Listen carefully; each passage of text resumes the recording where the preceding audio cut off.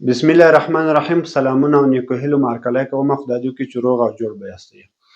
نن ورځ غواړم ستاسو سره د یو داسې مهارت په اړه باندې خبرې وکړم چې اکثره وخت موږ ستاسو دغه مهارت ته زیات ارزښت نه ورکوو، خو که چیرې یو څوک دغه مهارت ولري، د دغه مهارت په درلودلو سره دی کولی چې نور معلومات لاسته راوړي، د مشکلاتو لپاره حل لارې پیدا کړي، همدارنګه په خپلو کارو کې نوښت یا نوآوري وکړي.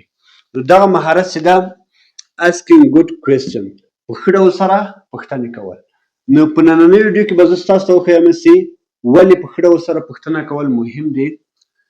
دویمه خبره دا ده چې د ښې پوښتنې هغه ځانګړتیاوې یا مشخصات کوم دي. دریمه خبره دا ده چې د پوښتنې ډولونه کوم دي. او څلورمه خبره دا ده چې زه به ستاسو سره ځینې لارښوونې یا تخنیکونه شریک کړم چې د هغو په واسطه سره مخ کولی شو په ښه ډول سره پوښتنه وکړو. راځم اولې خبرې ته چې ولې پوښتنه کول مهم دي. پوښتنه کول په دې خاطر باندې مهم دي چې موږ ستاسې کولی شو د یو موضوع په اړه باندې نور معلومات لاسته راوړو. یعنې که چیرې موږ ستاسې پوښتنه وکړو د یو موضوع په اړه باندې، نو موږ ستاسې به وکولی شو د هغو په موضوع په اړه باندې نور معلومات هم لاسته راوړو او په هغو موضوع باندې ښه پوه شو. نو اوله خبره دا ده چې موږ ستاسې دغه معلومات به زیات شي. دویمه خبره دا ده چې موږ ستاسې به د مشکلاتو لپاره حل لاره پیدا کړو. یعنې که چیرې موږ ستاسې له یو مشکل سره مخامخ یو او د مشکل د حلولو لپاره موږ ستاسې پوښتنه وکړو، نو حتما به د هغو مشکل لپاره حل لاره پیدا کړو. دا دویمه خبره شوه.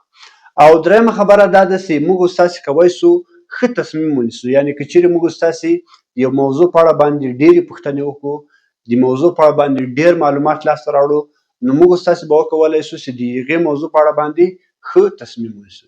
نو په دې خاطر باندې پوښتنه کول چې دي ډېر مهم. پوښتنه کول چې ده نیم علم ده. نو که چیرې موږ ستاسې په ښه ډول سره پوښتنه کوو، دا په دې معنا چې موږ ستاسې مخکې له مخکې نیم علم لرو د موضوع په اړه باندې. راځم دویمې خبرې ته چې د ښې پوښتنې هغه ځانګړتیاوې کومې دي. نو اوله خبره دا ده چې ښه پوښتنه څه کوي؟ کلیر، ډېر روښانه وي. یعنې که چیرې موږ ستاسې وغواړو چې ښه پوښتنه وکړو، نو دا پوښتنه باید څه رقم وي؟ ډېر روښانه وي، واضح، تر څو هغه څوک چې تا ته جواب درکوي هغه په دې پوښتنه باندې ښه وپوهېږي.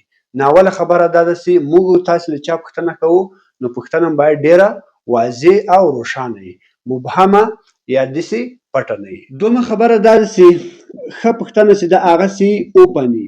یعنې که چیرې موږ ستاسې ښه پوښتنه له چا وکړو، نو هغه به په و په نه جواب نه راکوي، بلکې د هغې موضوع په اړه به نور معلومات راکوي. نو که چیرې موږ ستاسې وغواړو چې ښه پوښتنه وکړو، نو زموږ ستاسې پوښتنه باید څه رقم وي؟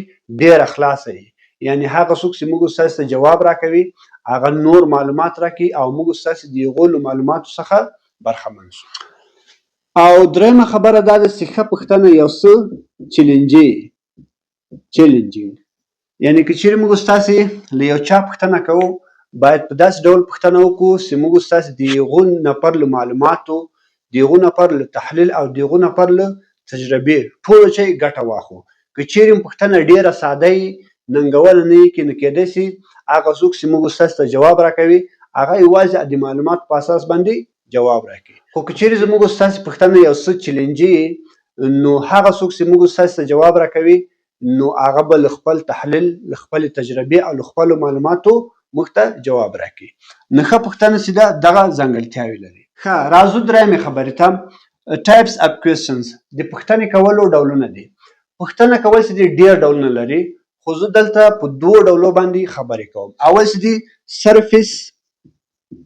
سرفیس کوېسچن، سطحي یا ډېرې ساده پوښتنې دي چې د هغو جواب په څه شي باندې کېږي؟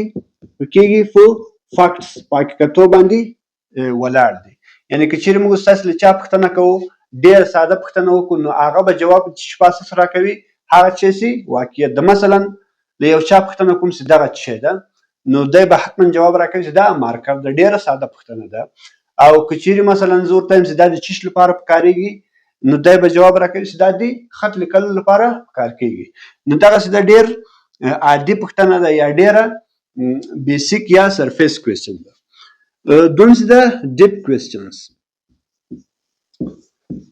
عمیقې پوښتنې.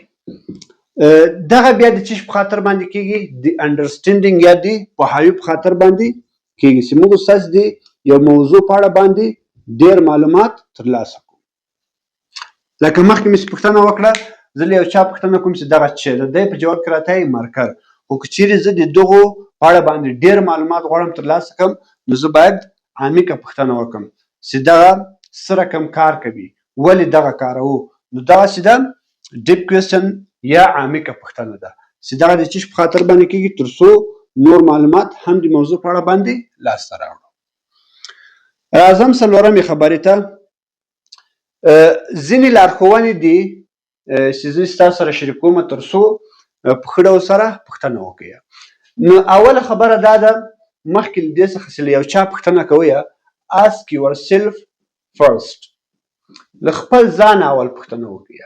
څه رقم پوښتنه وکړئ چې زه دا پوښتنه ولې کومه، زه د څه شي په اړه باندې معلومات غواړم، زه د څه شي په اړه باندې غواړم چې پوه شم، څومره معلومات د دغو موضوع په اړه باندې لرم او څومره نورو معلوماتو ته ضرورت لرم تر څو زه ترلاسه کړم.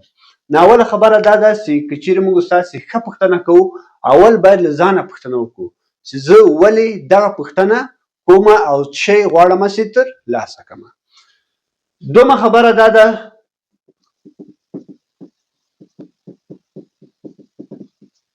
think before asking. مخکې له دې څخه چې پوښتنه وکړې باید له ځان سره فکر وکړې چې زه څه شی غواړم ترلاسه کړم، په کوم ډول جواب زه کولی شم ترلاسه کړم، په کوم ډول سره زه کولی شم دغه پوښتنه له چا څخه مطرح کړم. نو مخکې له دې چې پوښتنه وکړې د هغې پوښتنې په اړه باندې ښه فکر وکړه. او درېیمه خبره دا ده focus on solution. په حل باندې چې وکړه تمرکز وکړه.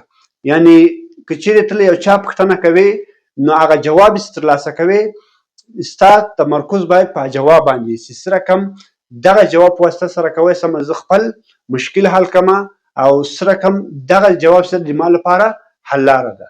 نو په څه شي باندې تمرکز وکړه؟ په سلوشن یا په حل لاره باندې تمرکز وکړه. نو په دې ډول سره مخ کولی شو چې له یو چا چې په ښه ډول پوښتنه وکړو او هغه موږ ستاسو ته ښه معلومات راکړي.